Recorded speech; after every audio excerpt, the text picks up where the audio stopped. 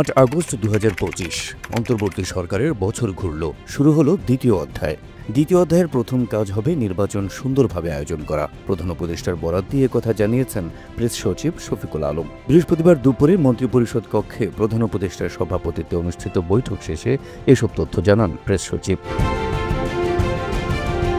তিনি জানান, প্রধান উপদেষ্টা তার সূচনা বক্তব্যে বলেছেন, গত ৫ আগস্ট আমাদের অন্তর্বর্তী সরকারের প্রথম অধ্যায় শেষ হয়েছে।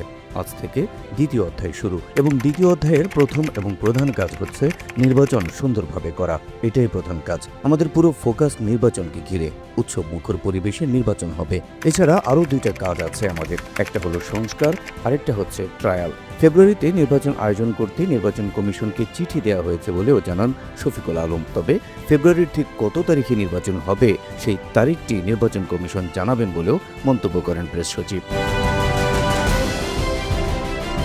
এদিকে বৃহস্পতিবার এক ফেসবুক পোস্টে অন্তর্বর্তীকালীন সরকারের ১ বছরের উল্লেখযোগ্য কার্যক্রমগুলো তুলে ধরেন প্রধান উপদেষ্টা প্রেস সচিব শফিকুল আলম। সেখানে তিনি সরকারের প্রথম অর্জন হিসেবে শান্তি ও স্থিতিশীলতা পুনঃপ্রতিষ্ঠার কথা উল্লেখ করেন। বলেন, জুলাই অভ্যুত্থানের পরে শান্তি ও শৃঙ্খলা ফিরে এসেছে, বিশৃঙ্খলা এবং প্রতিশোধের প্রবণতা রোধ করেছে। সরকারের দ্বিতীয় অর্জন হিসেবে দেশের অর্থনৈতিক পুনরুজ্জীবনের কথা উল্লেখ করে তিনি বলেন, একটি বিধ্বস্ত অর্থনীতি ঘুরে দাঁড়িয়েছে। খাদ্য মুদ্রাস্ফীতি ১৪% থেকে প্রায় অর্ধেক হ্রাস পেয়েছে। সামগ্রিক মুদ্রাস্ফীতি ৮.৪৮, ৩০.৩৩ বিলিয়ন মার্কিন ডলারের রেকর্ড রেমিটেন্স, রপ্তানি ৯% বেড়েছে। সরকারের তৃতীয় অর্জন হিসেবে প্রেস সচিব মার্কিন যুক্তরাষ্ট্রের সঙ্গে সফল বাণিজ্য শুল্ক আলোচনা এবং বড় আকারের বিদেশি বিনিয়োগ সুরক্ষিত থাকার কথা উল্লেখ করেন।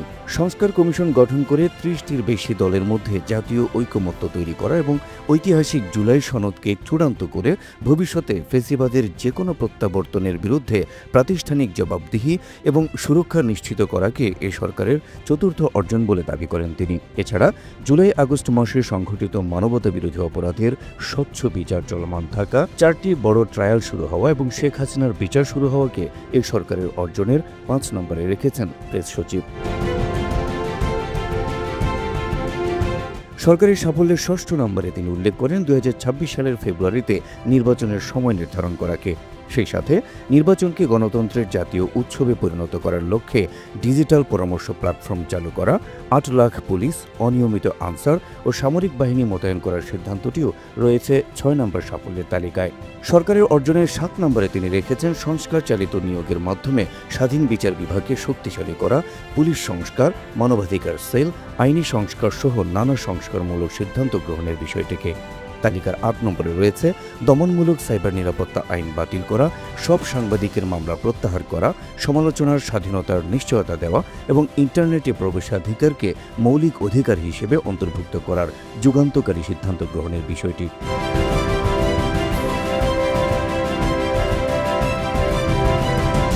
সরকারের সাফল্যের ৯ নম্বরে রয়েছে বাংলাদেশের পররাষ্ট্র নীতিকে একক দেশের উপর নির্ভরশীলতা থেকে ভারসাম্যপূর্ণ বহুমেরু পদ্ধতির দিকে পুনর্বিন্যাস করা।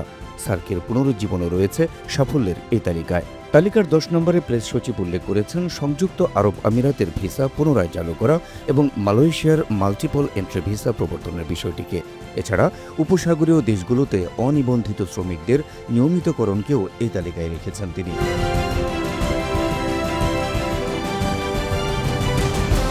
জুলাই অভ্যুত্থানের সব শহীদ ও আহতদের তালিকা সতর্কতার সঙ্গে করা, ৭৭৫ জন শহীদ যোদ্ধা পরিবারকে প্রায় ১০০ কোটি টাকা সঞ্চয়পত্র ও ভাতা প্রদান এবং ১৩,৮০০ জন আহত যোদ্ধাকে ১৫৩ কোটি টাকা সহায়তা প্রদান করার বিষয়টি সরকারের সাফল্যের তালিকার ১১ নম্বরে রেখেছেন প্রেস সচিব।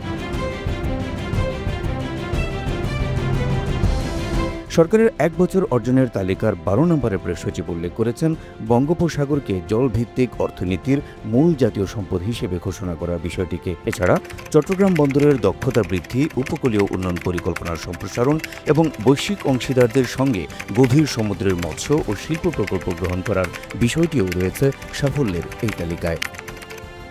তবে প্রেস সচিবের এই পোস্টে সরকারের এই ১২ অর্জন ছাড়াও ২-১টি অর্জনের কথা উল্লেখ করেছেন নেটিজেনরা। কেউ কেউ নিত্য প্রয়োজনীয় পণ্যের মূল্য সহনশীল থাকা, $৪০০ কোটি ঋণ পরিশোধ করাকেও সরকারের অর্জন বলে মতামত ব্যক্ত করেছেন।